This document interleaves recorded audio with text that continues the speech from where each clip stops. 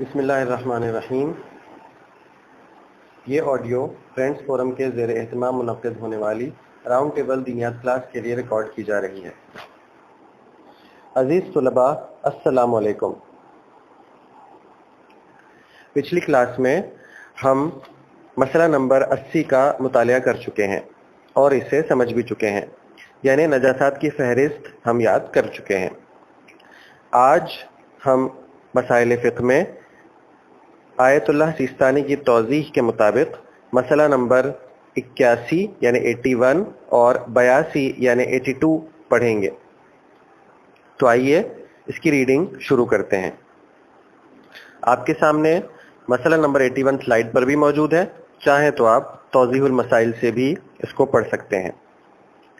مسئلہ نمبر 81، انسان اور ہر اس حیوان کا جس کا گوشت حرام ہے اور جس کا خون جہندہ ہے، یعنی اگر اس کی رگ کاٹی جائے تو خون اچھل کر نکلتا ہے، پیشاب اور پاخانہ نجس ہے۔ ہاں، ان حیوانات کا پاخانہ پاک ہے جن کا گوشت حرام ہے مگر ان کا خون اچھل کر نہیں نکلتا۔ مثلا وہ مچھلی جس کا گوشت حرام ہے اور اسی طرح گوشت نہ رکھنے والے چھوٹے حیوانوں مثلا مچھر اور مکھی کا فضلہ یا آلائش بھی پاک ہے۔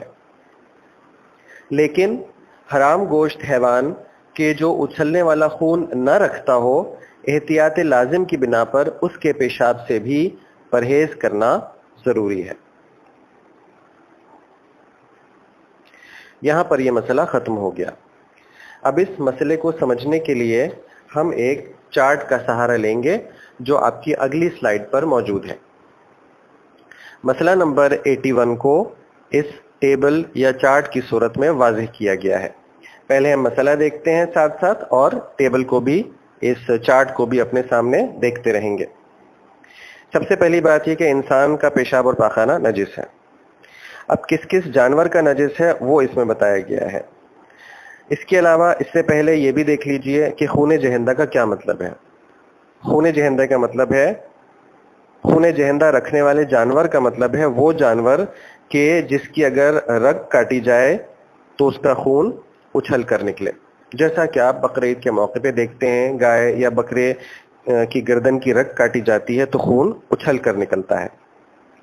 تو ایسے حیوان کو خون جہندہ رکھنے والا جانور کہتے ہیں۔ انسان کا پیشاب اور پاخانہ نجس ہے اور ہر اس جانور کا پیشاب اور پاخانہ نجس ہے جس کا گوشت حرام ہے اور جس کا خون جہندہ ہے یعنی اچھل کر نکلتا ہے۔ یہ ایک بات ہو گئی۔ دوسری بات جو اس میں بیان کی جا رہی ہے وہ یہ ہے کہ ان حیوانات کا پاخانہ پاک ہے جن کا گوشت حرام ہے لیکن ان کا خون اچھل کر نہیں نکلتا، یعنی دونوں شرطیں موجود نہیں ہیں۔ اگر گوشت تو حرام ہے لیکن خون اچھل کر نہیں نکلتا تو پھر اس کا پاخانہ پاک ہے۔ لیکن آگے اسی مسئلے میں بیان ہوا ہے کہ احتیاط لازم کی بنا پر اس کے پیشاب سے بھی پرہیز کرنا ضروری ہے، لہذا اس احتیاط واجب پر عمل کیا جائے تو اس کا پیشاب بھی نجس ہی سمجھیں گے۔ تیسری بات جو اس میں بیان کی گئی ہے وہ یہ ہے کہ وہ مچھلی جس کا گوشت حرام ہے اور اسی طرح گوشت نہ رکھنے والے چھوٹے حیوانوں مثلا مچھر اور مکھی کا فضلہ یا آلائش، اس کی جو بھی گندگی ہے وہ پاک ہے۔ ٹھیک ہے، اس میں یہی باتیں بیان کی گئی۔ اب ٹیبل کو دیکھیے، ٹیبل میں بھی اسی طرح اس مسئلے کو سمجھایا گیا ہے کہ جو جانور حلال گوشت ہے اور جو جانور حلال گوشت ہے اس کے پیشاب اور پاخانے کا کیا مسئلہ ہے۔ ہم نے حرام گوشت جانور کا مسئلہ پڑھا ہے، لہٰذا جو بائیں ہاتھ پہ الٹے ہاتھ پہ جو حرام گوشت کے جانور کی ڈیٹیلز ہیں اسی کو دیکھتے ہیں۔ حرام گوشت جانور اگر خون اچھل کر نکلتا ہے تو پیشاب اور پاخانہ نجس ہے، سب سے پہلی بات اس میں بیان ہوئی تھی۔ اگر حرام گوشت جانور کا خون اچھل کر نہیں نکلتا، رگ کاٹی جائے تو اس کا پاخانہ پاک ہے لیکن احتیاط لازم کی بنا پر اس کے پیشاب سے پرہیز کرنا ضروری ہے۔ اچھا، اب اگر حلال گوشت ہے تو کیا ہوگا؟ حلال گوشت کا معاملہ یہ ہے کہ چاہے اس کا خون اچھل کر نکلتا ہو یا خون اچھل کر نہیں نکلتا ہو، دونوں صورتوں میں اس کا پیشاب اور پاخانہ پاک ہے۔ یعنی کہ مثال کے طور پہ گائے ہے یا بکرا ہے پیشاب اور پاخانہ پاک ہے۔ یہ اس مسئلے کی ڈیٹیلز تھیں۔ امید ہے کہ آپ کو یہ مسئلہ سمجھ میں آ گیا ہوگا۔ ایک مرتبہ پھر اس کو دہرائے دیتے ہیں تاکہ ایک مرتبہ پھر آپ کے ذہن نشین ہو جائے۔ انسان کا پیشاب اور پاخانہ نجس ہے۔ ہر اس جانور کا پیشاب اور پاخانہ نجس ہے جس میں یہ دو شرطیں پائی جاتی ہوں۔ کون سی دو شرطیں؟ خون اچھل کر نکلتا ہو اور وہ حرام گوشت ہو۔ اگر کوئی جانور حرام گوشت ہے اور اس کا خون بھی ذبح کرنے پر، رگ کاٹنے پر اچھل کے نکلتا ہے، وہ خون جہندہ رکھتا ہے، اس کا پیشاب اور پاخانہ نجس ہے۔ لیکن اگر وہ حرام گوشت جانور ہے لیکن اس کا خون اچھل کر نہیں نکلتا، وہ خون جہندہ نہیں رکھتا، مثال کے طور پہ وہ حرام گوشت والی مچھلی جس کو رگ کاٹی جائے تو رگ ہی نہیں ہوتی، تو خون اچھل کے کیسے نکلے گا؟ خون اچھل کر نہیں نکلتا۔ تو ایسی صورت میں اس کا پاخانہ پاک ہے، لیکن احتیاط لازم کی بنا پر اس کے پیشاب سے پرہیز کرنا ضروری ہے۔ حلال گوشت جانوروں کا مسئلہ یہ ہے کہ چاہے خون اچھل کر نکلتا ہو یا خون اچھل کر نہ نکلتا ہو، رگ کاٹنے پر ان کا پیشاب اور پاخانہ پاک ہے۔ تیسری بات جو اس میں بیان ہے وہ یہ ہے کہ انسان کا پیشاب اور پاخانہ نجس ہے۔ ٹھیک ہے، یہ تھا مسئلہ نمبر 80۔ اب ہم یہ تھا مسئلہ نمبر 81۔ اب ہم مسئلہ نمبر 82 کی طرف آتے ہیں جو کہ پرندوں کے بارے میں ہے۔ مسئلہ نمبر 82، جن پرندوں کا گوشت حرام ہے ان کا پیشاب اور فضلہ پاک ہے، لیکن اس سے پرہیز بہتر ہے۔ حلال گوشت جانوروں کا ہم پہلے ہی دیکھ چکے ہیں کہ ان کا پیشاب اور پاخانہ پاک ہے۔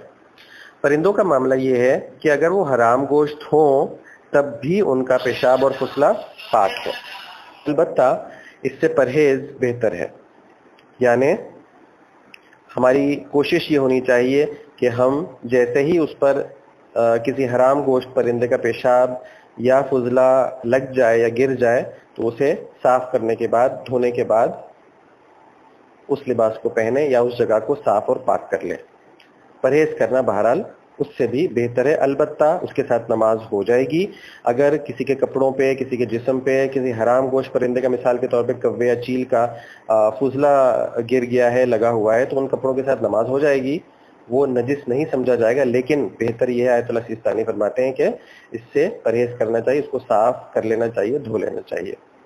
اس کے ساتھ ہی ہمارا آج کا لیسن اپنے اختتام کو پہنچا۔ امید ہے کہ آپ کو یہ مسائل سمجھ میں آ گئے ہوں گے۔ اگر نہ سمجھ آئے تو یقیناً آپ اپنے ٹیچر سے پوچھ سکتے ہیں۔ اللہ ہم سب کی توفیقات میں اضافہ فرمائے۔ اللہم صلی علی محمد و آل محمد وعجل